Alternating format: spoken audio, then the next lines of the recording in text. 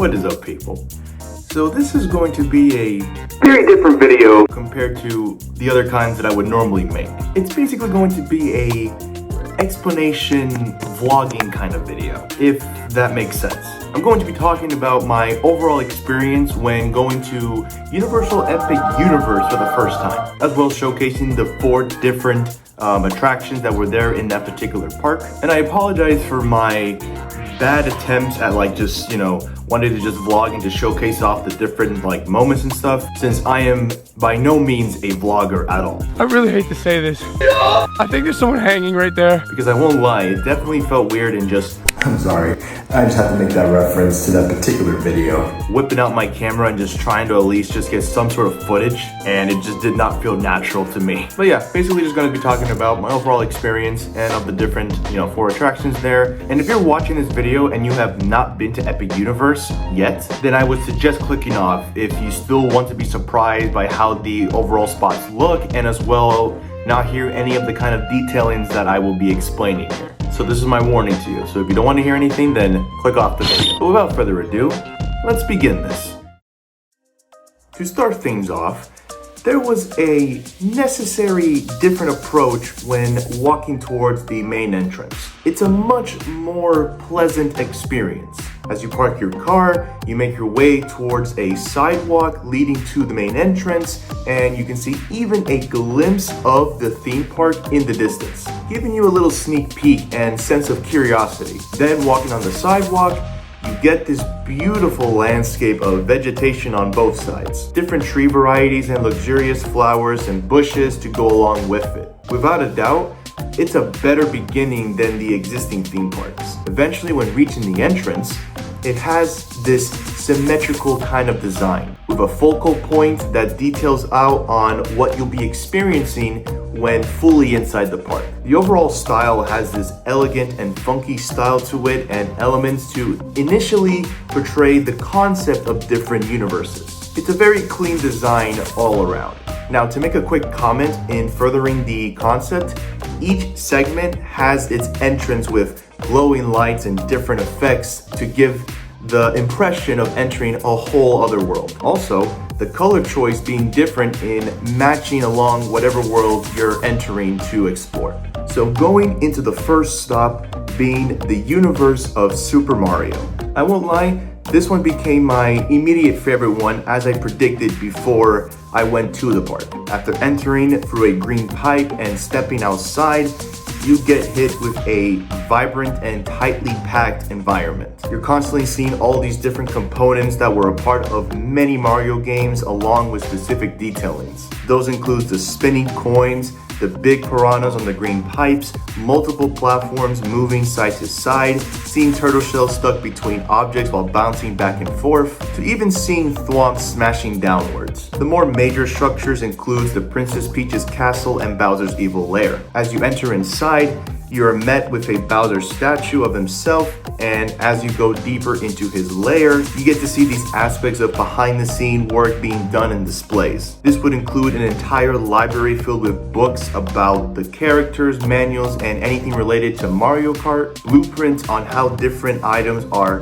made while seeing some placed around, and the overall surrounding features setting the mood of an evil lair. Moving past that, there was an entire other part of this sector in being Donkey Kong Country, entering into a whole different area in visually being more tropical, ancient, and having some aspects of ruins as well. These features would include the tropical palms and gargantuan leaf vegetation, wooden huts with long leaf roofs, stone structures acting as ruins, and having stone statues, and different ancient carvings on the wall, along with symbols and cracks that blend well together. I'll then finish this world with the entrance to the gift shop, and having multiple windows going all around that are decorative with the Super Mario characters, shining with the sunlight coming through, a zodiac star style formation of Mario, and then you get hit with a big painting type portrait of the whole cast together. This whole sector was wacky, vibrant, and fun at all times throughout, and was enjoyable in seeing the features brought into life from the recognizable childhood video games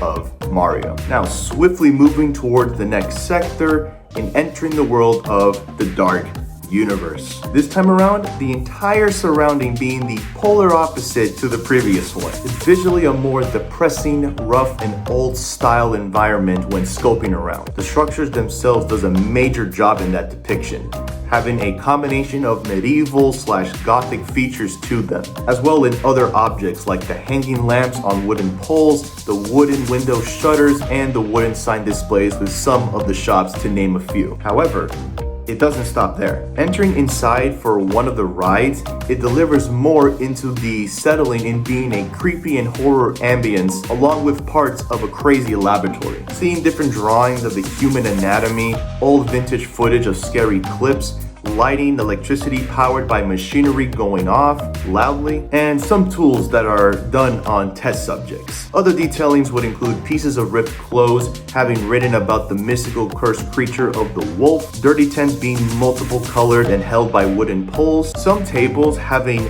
several cards displaying imagery based around the creatures or weird horror fundamentals. And lastly, one great component in this world that I really liked was having people there cosplaying as some of the characters. The main two I managed to see were the Invisible Man and the crazy hunchback servant of Frankenstein, being Igor. Sadly, I didn't get any footage of these moments, but it was nice in seeing them going at it in their roles and taking photos with people. Now here's the thing though, even with all of what I described, it will certainly not top after using the one and only toilet.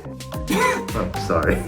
Now zooming right along into the third visited sector, being the world of Harry Potter Ministry of Magic. If I'm honest, this particular world was my least favorite one. Wandering around the area, it felt quite similar to the existing ones from the other theme parks. The buildings were visually nice to look at, having these elegant features to them, and the way some parts are implemented gives me a little bit of reminding of outdoor streets of Italy, especially in the implementation of the spacing of the buildings being fairly close to each other from both sides. There was a combination of shops/restaurants all over that gives vibrance to the area. One downgrade for this sector is that it didn't have much unique features. It had interaction components in using your wand, but didn't have a more memorable moment like the dragon on top of the building and waiting for it to shoot fire like in Universal Studio. Overall, it wasn't all that unique or drastically different. Now with the final world destination sector of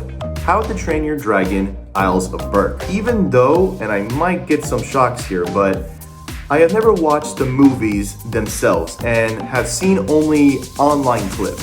But the surrounding environment was fleshed out well, having multiple vibrant elements and matching the fun/cartoonish style to them. Those elements include big statues of Vikings/creatures, the number of wooden structures of houses, dragon displays, big mountain aspects, and paper blueprints of different contraptions. Not just that, other aspects delve deeper into making the environment sound more alive. Some of those includes the fence spots filled with small creatures of dragons sleeping/grumpy sheeps making noises and having slight movement. Seeing the Viking boats maneuvering around at some point, and even being able to meet the main dragon, Toothless, and a child he has as well. It was at least nice in ending the exploration with a fun sector that represented the movies quite well, at least to what I can somewhat remember of them from online clips I've seen. Also, before I conclude, I wanted to mention this